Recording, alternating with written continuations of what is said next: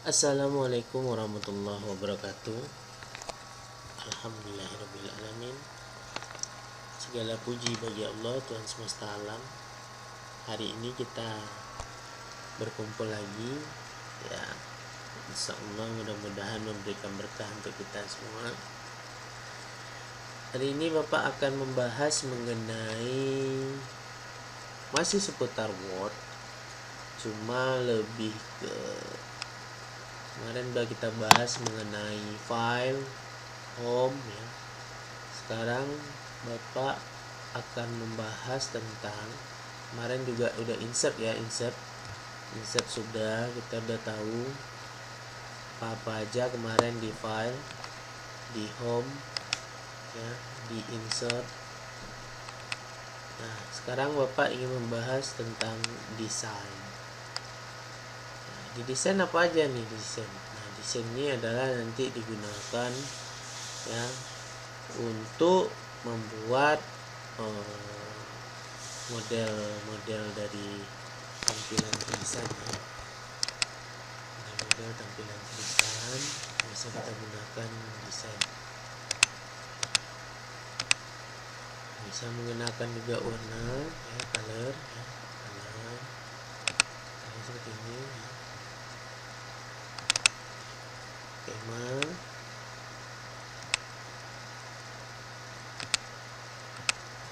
ini bisa nanti kita pack color, ya. Nah, ini. Jadi kita bisa membuat model dari background Word kita. Oke, kemudian pack border, ya, ini kita bisa membuat bingkai dari kita ini, Word kita ini, halaman ini, ya. Nah, kita mau membuat bingkai untuk sebuah proposal, ya. Atau seperti ini.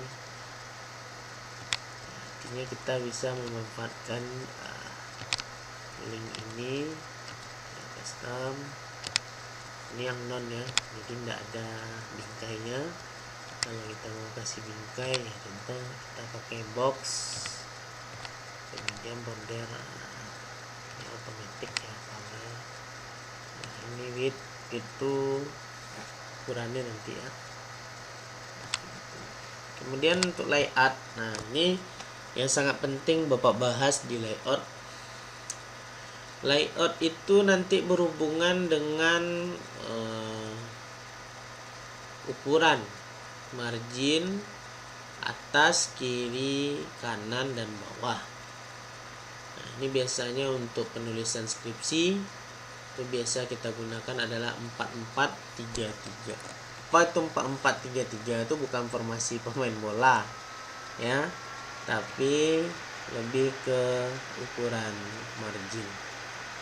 Top ini nanti top tuh kita ganti jadi 4, left-nya 4, di sini, ya, kita ganti jadi 3, kemudian di sini 3. Oke, ya. Jadi kalau kita lihat nih 4 kiri, 4 atas, ya, 3 kanan, dan 3 pula di bawah, gitu, ya. Jadi 4433. Kemudian kalau misalnya kita ingin membuat bab 1 pendahuluan,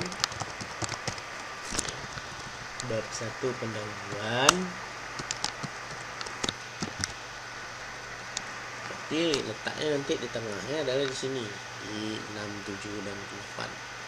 Ini 6, 7, dan 8. Ini bab 1 pendahuluan. Nah, kemudian nanti layout juga berfungsi, ya, untuk membagi kolom.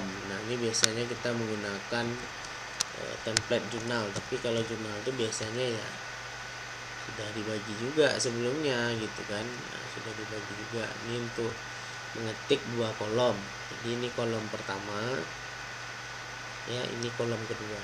Misalnya kita ngetik di jurnal itu biasanya nggak pakai bab,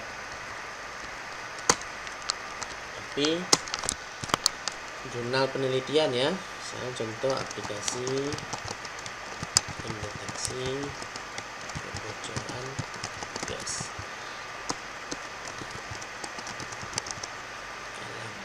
Ini contoh ya.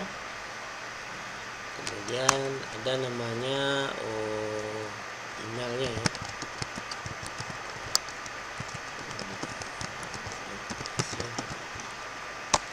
Kemudian ini dapat kita ganti warnanya. Email biasanya kan warnanya ya mark color, ganti warnanya jadi biru ya, biru. Kemudian nanti di sini mungkin ada afiliasi ya, afiliasitas contoh. Jadi kemudian nanti di bawahnya itu contoh pendahuluan, kemudian metodologi penelitian, dan kemudian nanti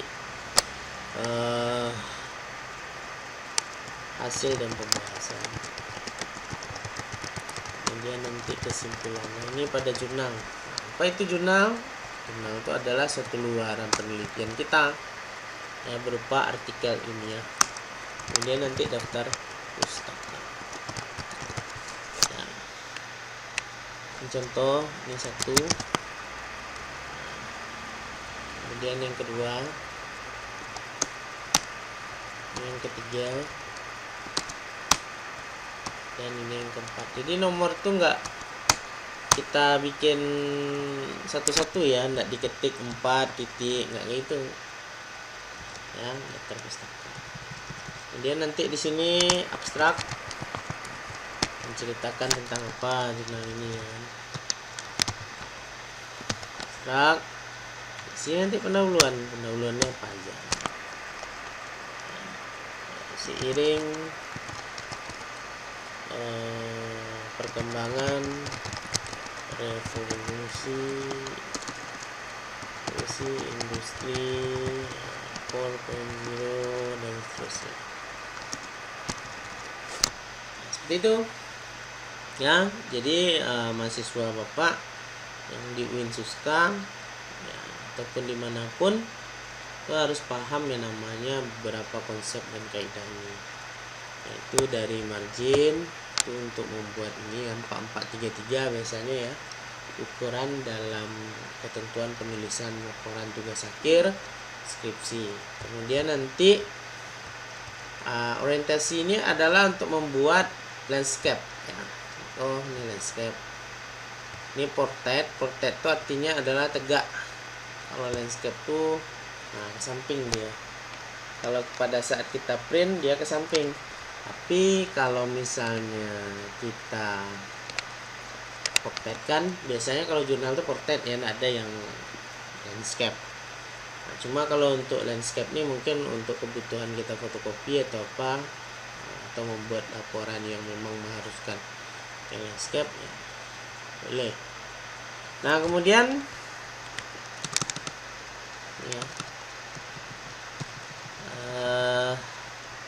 ini juga ada namanya size itu ukuran ya, ukuran kertas. Nah mahasiswa Bapak nanti boleh membuat ukuran kertas ya. Ukuran kertasnya itu contoh A4 tuh ukuran kertasnya ada 21 cm kali 29,7 untuk A4. A4 ini pun artinya sama dengan kertas HVS. Tapi kalau misalnya legal itu sama kertas folio ya, itu beda ukurannya tuh. Nah, ini kalau folio agak lebih panjang. Jadi kalau HVS itu ya quarto lah. Ini folio. Ya, kalau A4 itu quarto HVS. Nah, biasanya sih kalau di kampus tuh menggunakan HVS, jarang menggunakan folio. Tapi kalau untuk di pemerintahan biasanya itu digunakan dua buah kertas, bisa jadi quarto, bisa jadi folio. bisa jadi HPS, bisa jadi kayak ukuran double folio ya, bisa. Kemudian ini ada beberapa juga next page. Apa sih fungsinya? Nah, ini fungsinya gini nih. Misalnya deskripsinya mahasiswa itu ada namanya satu untuk portrait, satu lagi dia berbentuk landscape. Landscape itu artinya memanjang tadi ya. Nah, itu bisa kita gunakan seperti ini. Ya, jadi ada landscape-nya, ada portraitnya. Nah, kemudian di halaman ketiga ternyata, nah ini biasanya digunakan untuk pengambilan data. Ya, pengambilan data itu biasa kita gunakan. Kemudian ternyata di halaman selanjutnya itu portrait lagi atau tegak. Nah, next page lagi. Kemudian nanti di sini dirubah jadinya portrait. Nah, gitu ya. Jadi kira-kira nanti modelnya adalah seperti ini. Jadi ada yang namanya tegak. Ini adalah model data ya, data biasanya kalau di Winsuska mungkin ada namanya data statistik berupa tabel. Tabelnya nanti Anda masukkan nanti ke sini ya. Sini. Kemudian nanti untuk next selanjutnya nanti ke halaman berikutnya. Oke, kemudian line number. Nah, ini line number continuous as page. Ini biasanya berguna untuk penggunaan nomor pada sebuah garis. Hyper epination dan left right, spacing before after dan seterusnya. Ini untuk spasi ya, spasi. Nah, ini kalau untuk spasi biasanya ada kasusnya seperti ini nih. Nah ya, ingatkan baik-baik. Jadi kalau misalnya kita sedang mengetik katakanlah revolusi industri, seiring perkembangan revolusi industri, dihadapkan pada bla bla bla, pada perkembangan zaman yang harus membuat kita bertransformasi dari tradisional ke modernisasi informasi teknologi. Ini contoh ya, ini adalah paragraf pertama, justified ya, Ctrl B. Udah, ini misalnya paragraf pertama.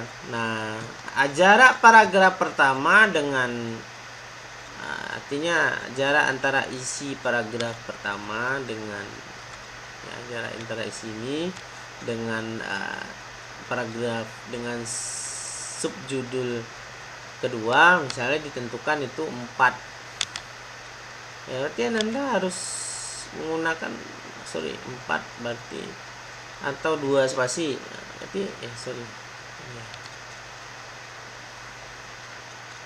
Ini jarak antara ini ke sini berarti 2 spasi ya, 2 spasi.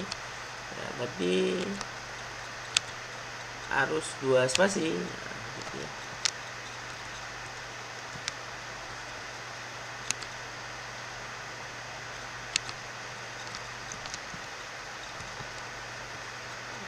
Spasi.